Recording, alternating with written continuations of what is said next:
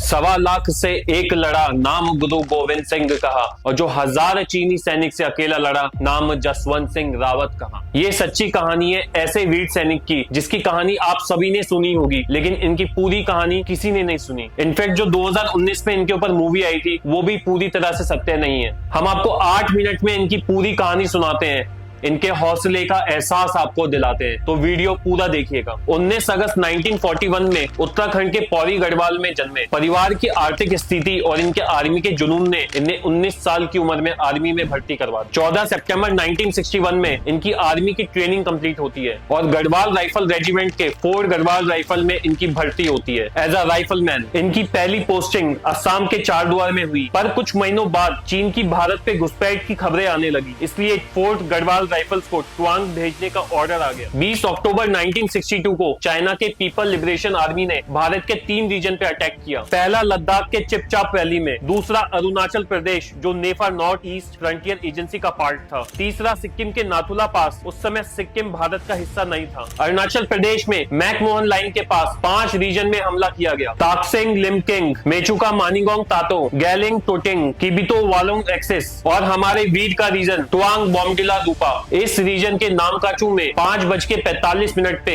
20 अक्टूबर 1962 को पहला अटैक हुआ। चीनियों ने थागला रिज को कब्जे में लिया और 22 अक्टूबर को लुम्पू जिमितांग को कैप्चर किया। आर्मी के बड़े अफसरों को लगा कि चीनी सेना सड़क के रास्ते से आएगी, पर ये पहाड़ पे चढ़ चढ़ के बुमला पास आ गए और 23 अक्टूबर को बुमला पास कैप्चर कर लिया। अब ट्वांग सिर्फ 35 किलोमीटर और सीला पास सिर्फ 70 किलोमीटर दूर था। 24 अक्टूबर तक नॉर्थ ट्वांग चीनियों के कंट्रोल में आ जाता है। चाइना और इंडिया गवर्नमेंट के सेटलमेंट के चक्कर में कुछ दिनों तक जंग रुक जाती है, पर नेहरू के द्वारा चाइनीज प्रेसिडेंट का ऑफर रिजेक्ट करने के बाद 14 नवंबर 1962 में जंग फिर से शुरू हो जाती है। 4th गढ़वाल राइफल्स को ट्वांग के नूरारांग रीजन के ब्रिज 3 में तैनात कर दिया जाता है। 17 नवंबर 1962 सुबह 5 बजे चीनी सेना अपनी एक रेजिमेंट यानी 800 सेना के साथ नूरारांग रीजन में पहला अटैक करती है, पर 4th गढ़वाल राइफल्स के पास भले ही असला बारूद कम था, पर हौसला कम नहीं था। वो चीनी के पहले, दूसरे और तीसरे अटैक को अच्छे से डिफेंड करते हैं, पर ना अब ज्यादा गोलियां थी और कहीं घायल जवान भी थे। तो आर्मी की तरफ से आदेश आता है कि 4th गढ़वाल राइफल्स पोस्ट को छोड़ के बोमडिला की तरफ रवाना हो जाए, पर एक वीर था जिसने बोला, मैं पोस्ट नहीं छोड़ूंगा साहब, मरूंगा, यहीं मरूंगा। जब तक उसकी सांसें चलती रहेंगी वो भारत माँ को छोड़ के कहीं नहीं जाएगा। ये जसवंत सिंह सभी के अंदर हिम्मत भर देते हैं और कोई भी अपनी पोस्ट छोड़ के वापस नहीं जाता। 4th अटैक में चीनी सेना के 2 रेजिमेंट 1600 सैनिक आते हैं, तीनों ओर से घेर लेते हैं और चुपके से 30 मीटर की दूरी पे बंकर बनाते हैं, जिसमें मीडियम मशीन गन MMG का यूज करके हमारे सैनिकों को बहुत ही तकलीफ पहुंचाते हैं। कर्नल सुरेंद्र टंडन ने बोला, ये MMG को कैप्चर करना पड़ेगा। हमारे 3 वीर राइफलमैन जसवंत सिंह रावत, लांस नायक त्रिलोक सिंह नेगी और राइफलमैन गोपाल सिंह गुसेन इसका मोर्चा उठाते हैं। नेगी उनको कवर फायर देते हैं। जसवंत और गोपाल सिंह बंकर के पास पहुंच के ग्रेनेड फेंक के 5 चीनियों को उड़ा देते हैं। जसवंत बंकर में पहुंच के चीनी सैनिक से MMG छीन के वापस रवाना होते हैं, पर कुछ चीनी सैनिक और आ जाते हैं और त्रिलोक सिंह नेगी और गोपाल सिंह हुसैन वीर गति को प्राप्त हो जाते हैं। जसवंत सिंह को भी गोली लगी थी, पर हिम्मत करके एक हाथ से MMG उठा के वो अपनी पोस्ट पे वापस जाते हैं, पर 4th गढ़वाल राइफल्स की ज्यादातर सेना शहीद हो चुकी थी। कुछ ही घंटों बाद वो अकेले बचते हैं। वो अकेले थे और सामने 1000 से ज्यादा दुश्मन सैनिक, जो जख्म सहता गया और भारत माता चिल्लाता गया। इनका हौसला देख के हमारे भारत की 2 बहादुर बेटियां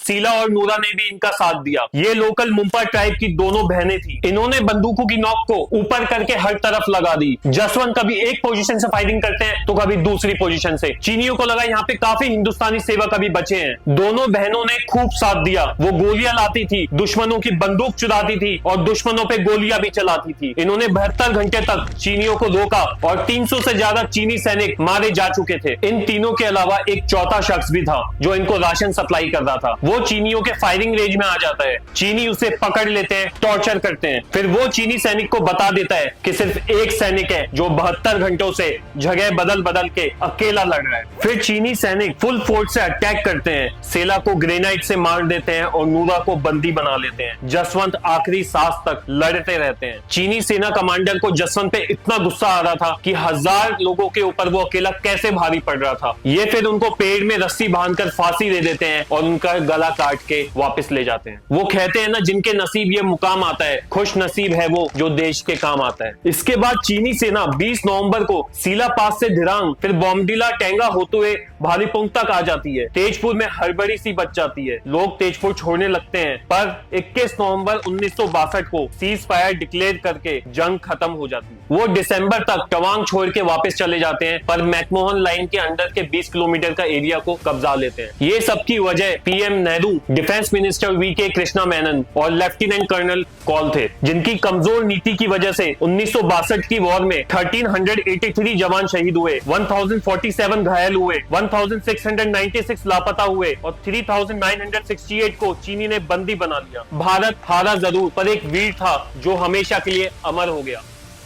जंग खत्म होने के बाद चीनियों ने भी जसवंत सिंह की बहादुरी को सम्मान दिया, उनके शीश को वापस किया और साथ ही पीतल का सर बना के दिया, जो आज भी बाबा जसवंत सिंह के मंदिर में है। इन्हें महावीर चक्र दिया गया। लांस नायक त्रिलोक सिंह नेगी और गोपाल सिंह हुसैन को वीर चक्र से सम्मान किया गया। फोर्ट गढ़वाल राइफल्स को बैटल ऑनर से सम्मान किया गया। ये एक लौता बैटल ऑनर था 1962 के वॉर का। सीला के नाम से सीला लेक पड़ी, सीना टनल बनी, नूरा के नाम से नूरानांग वाटरफॉल पड़ा। आज ये नूरानांग रीजन जसवंतगढ़ है, अरुणाचल प्रदेश में। मुझे 2005 में जसवंतगढ़ जाने का मौका मिला था। वो आज भी जिंदा है वहाँ। वो हेलमेट, वो गोलियां, वो बंकर, वो एमएमजी आज भी है वहाँ। राइफलमैन से उनका प्रमोशन होता रहा। घर से छुट्टी की अर्जी आती रही, उनको छुट्टी दी जाती रही। उनकी वर्दी सजाते हैं, जूतों पे डेली पॉलिश लगाते हैं। सुबह दोपहर रात का खाना उनको दिया जाता है, उनका बिस्तर रोजाना बिछाया जाता है। जसवंत सिंह आज भी है, ये महसूस होता है जब रोजाना सुबह बिस्तरों पे सलवटों का एहसास होता है। कोई रात को ड्यूटी के टाइम सोए तो उन्हें थप्पड़ भी मारते थे और सदा ही रक्षा करूंगा ये वचन भी सुनाते थे। वो पेड़ जिसमें फांसी दी थी आज भी है वहाँ। वो जज्बा जिससे वो लड़े थे उसका एहसास मुझे हो रहा। 2018 में मेजर जनरल बन के रिटायर हो जाते हैं, पर वहाँ की हर वादियों में वो अमर हो जाते हैं। लिपटकर बदन कहीं आज भी तिरंगे में आते हैं। यूं ही नहीं हम रोज आजादी मनाते हैं। ये है सच्ची कहानी, सर्विस नंबर